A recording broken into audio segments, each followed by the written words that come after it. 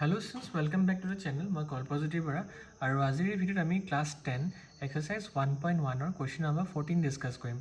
Question number 14 sao ki krise. Question number 14 koise for the number p at a number dise 119 boli kene q at a number dise 462 r dise 105 s dise 2310. Acha ei number to bida dikene amak koise choose the option that represents the correct sequence increasing sequence of numbers of prime factors. Okay, এই কোৱেশ্যনটো কৰাৰ আগতে এই number guitar কেটাকে prime factors আছে সেইটা উলাই ল'ব লাগিব আৰু তাৰ পিছত সবতকে কমটি কোনটোৰ আছে আৰু সবতকে বেছি কোনটো আছে তেনেকৈ মানে ইনক্ৰিজিং অৰ্ডাৰ তাতক মানে আমি এৰেঞ্জ কৰিব লাগিব ঠিক আছে সো প্ৰথমতে আমি গোটেইটা প্ৰাইম নাম্বাৰছ গিটা উলাই লওঁ কোৱেশ্যন নম্বৰ 14 টো এনেকৈ সলভ কৰিবা পি যোনটো নাম্বাৰ আছে তোমাৰ 119 হয় কিউ যোনটো নাম্বাৰ আছে তোমাৰ 462 হয় আৰ তোমাৰ দিছে 105 বুলি কেনে আৰু এছ দিছে 2310 তো ফটোমতে আমি গুটেই গিটাৰে প্ৰাইম ফেক্টৰ গিটা উলিয়াই লওঁ ঠিক আছে প্ৰাইম ফেক্টৰ উলিয়াই লোৱা পাছতে আমি ক'ব পাৰিম কাৰ কেটা ফেক্টৰ উলাব 119 কি দিবি পাব 9 10 11 7 দিবি পাব নি 7 1 7 8 9 10 11 49 তো 7 7 যা 49 হয়নে তো এটা আমাৰ দুটা ওলালে 7 * 17 বুলি কেনে আৰু এতিয়া নেক্সট নাম্বাৰটো কৰি চাওঁ 462 কেটা প্ৰাইম ফেক্টৰ পাওঁ চাওঁ 2 2 जा 4 2 3 6 और 2 1 जा 2 2 डिवाइड नहीं बा 3 डिवाइड हो 3 7 जा 21 और 3 7 जा 21 देन 7 डिवाइड हो 7 1 7 7 1 7 यात मोर 2 এটা পালো 3 এটা পালো 7 এটা পালো আৰু 11 এটা পালো ঠিক আছে আকৌ মই 105 টু কৰো এতিয়া কেটা পাওঁ চাও 560 ডিভাইড হ'ব 3 2 जा 9 और 3 5 जा 15 আৰু এতিয়া আকৌ 5 ডিভাইড হ'ব 5 7 जा 35 মই কি পালো মই 3 এটা পালো 5 এটা পালো আৰু 7 এটা পালো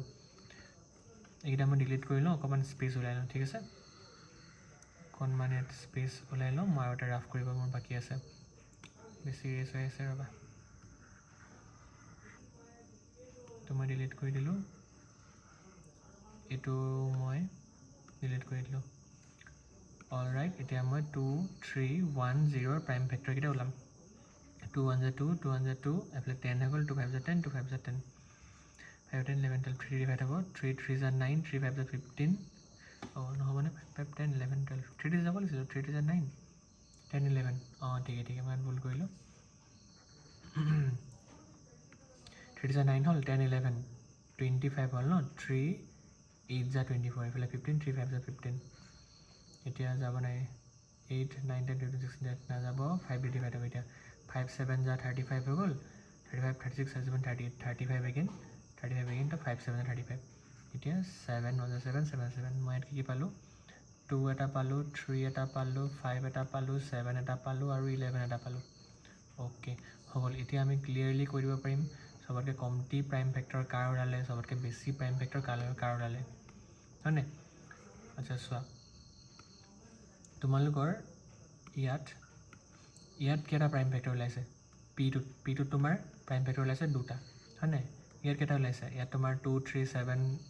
11 ইয়াত তোমাৰ চাৰিটা প্ৰাইম ফেক্টৰ ওলাইছে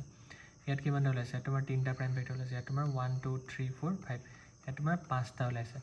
সো আমাক কৈছিলে যে ইনক্ৰিজিং অৰ্ডাৰ লিখা তো ইনক্ৰিজিং অৰ্ডাৰ মানে সবৰে কমটি ওলাইছে আমাৰ p সবতকে আগত আমি p লিখিব লাগিব তাৰ পিছত p হৈ যোৱাৰ পিছত আমাৰ ওলাইছিলে r অকল তিনটা আছিল r তো p পাছত আহিব আমাৰ r তাৰপিছত চাৰিটা আছিলে আমাৰ q তাৰপিছত পাঁচটা আছে তোমাৰ s এইটো অৰ্ডাৰত আমাৰ আনসাৰটো হ'ব ঠিক আছে কমটি সৰুৰ পৰা ডাঙৰলে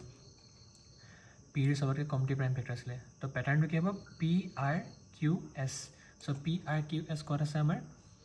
p q নাই p q p p p p r q s option number b is correct ঠিক আছে অপশন নম্বৰ b টো আমাৰ কাৰেক্ট সিকোয়েন্স দি আছে p ৰ সবতকে কমটি আৰু s ৰ সবতকে বেছি ঠিক আছে কেনেকৈ কৰিব লাগিব বুজি পাই গলা সকে কোৱেশ্চনটো সিম্পল আছিল কোৱেশ্চনটো ঠিক আছে thank you for watching the video যদি ভাল লাগিলে দেন এটা লাইক আৰু এটা কমেন্ট কৰি দিবা আৰু সাবস্ক্ৰাইব কৰি দিবা thank you for watching see you in the next video